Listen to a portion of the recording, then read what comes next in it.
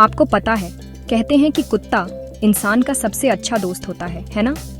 लेकिन पिछले साल सिर्फ इंडिया में 3.7 मिलियन से ज्यादा डॉग बाइट के केस सामने आए हैं, तो ये दोस्ती थोड़ी कमजोर लगने लगी है, खासकर गली के कुत्तों के साथ। और बात ये है, काटना सिर्फ दर्दनाक नहीं होता, अगर आप इसे नजरअंदाज करें तो ये जानलेवा भी हो सकता है।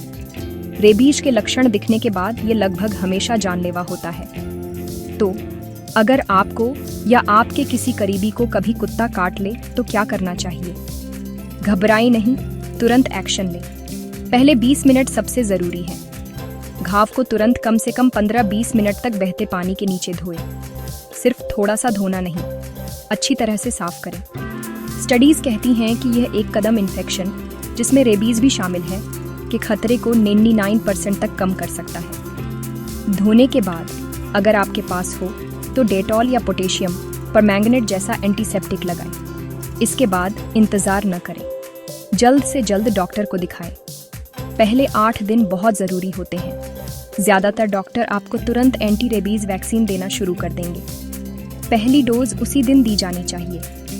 गहरे घावों के लिए, खासकर चेहरे या सिर पर, आपको इम्यूनोग्लोबुलिन नाम का एक खास इंजेक्शन भी लगवाना पड़ सकता है। याद रखें, बच्चों को और भी ज़्यादा खतरा होता है, क्योंकि काटने के निशान अक्सर उनके सिर या चेहरे के पास होते हैं। इसका मतलब है कि इन्फेक्शन कुछ ही घंटों में दिमाग तक पहुंच सकता है। तो अगर कभी कुत्ता काट ले तो समय बर्बाद न करें। धोएं, डिसइंफेक्ट करें और मेडिकल हेल्प लें। वह तेज़ एक्शन आपकी जान बचा सकता है। सेफ रहें।